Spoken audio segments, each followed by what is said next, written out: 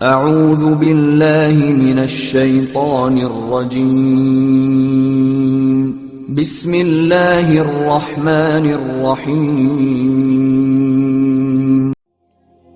حضرت صلی اللہ علیہ وآلہ وسلم پر وحی کا ابتدائی دور اچھے سچے پاکیزہ خوابوں سے شروع ہوا۔ آپ خواب میں جو کچھ دیکھتے وہ صبح کی روشنی کی طرح صحیح اور سچا ثابت ہوتا۔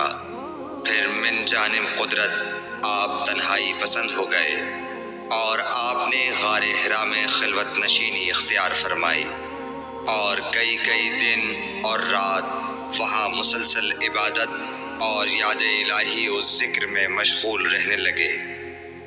جب تک گھر آنے کو دل نہ چاہتا توشہ ہمراہ لیے ہوئے وہاں رہتے۔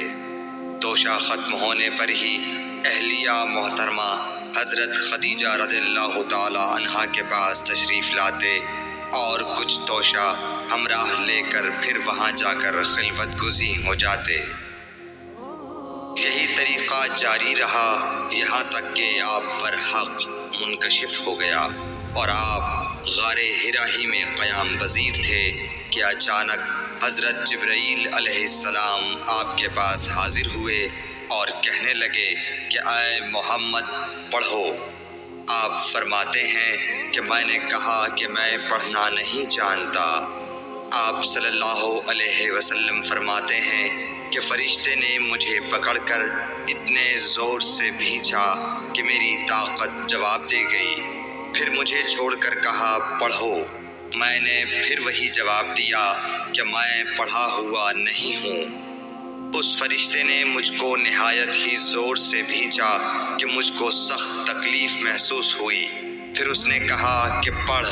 میں نے کہا میں پڑھا ہوا نہیں ہوں۔ فرشتے نے تیسری بار مجھ کو پکڑا اور تیسری مرتبہ پھر مجھ کو بھینچا۔ پھر مجھے چھوڑ دیا اور کہنے لگا کہ پڑھو اپنے رب کے نام کی مدد سے جس نے پیدا کیا اور انسان کو خون کی پھٹکی سے بنایا۔ پڑھو اور آپ کا رب بہت ہی مہربانیاں کرنے والا ہے۔ بس یہی آیتیں آپ حضرت جبرائیل علیہ السلام سے سن کر اس حال میں غار حرا سے واپس ہوئے کہ آپ کا دل اس انوکھے واقعے سے کانپ رہا تھا۔ آپ حضرت خدیجہ کے ہاں تشریف لائے اور فرمایا کہ مجھے کمبل اوڑھا دو، مجھے کمبل اوڑھا دو۔ لوگوں نے آپ کو کمبل اوڑھا دیا۔ جب آپ کا ڈر جاتا رہا تو آپ نے اپنی زوجہ محترمہ حضرت خدیجہ رضی اللہ تعالی عنہا کو تفصیل کے ساتھ یہ واقعہ سنایا اور فرمانے لگے کہ مجھ کو اب اپنی جان کا خوف ہو گیا ہے۔ آپ کی اہلیہ محترمہ حضرت خدیجہ رضی اللہ تعالی عنہا نے آپ کی ڈھارس بندھائی اور کہا کہ آپ کا خیال صحیح نہیں ہے۔ اللہ کی قسم آپ کو اللہ کبھی رسوا نہیں کرے گا۔ آپ تو اخلاق فاضلہ کے مالک ہیں۔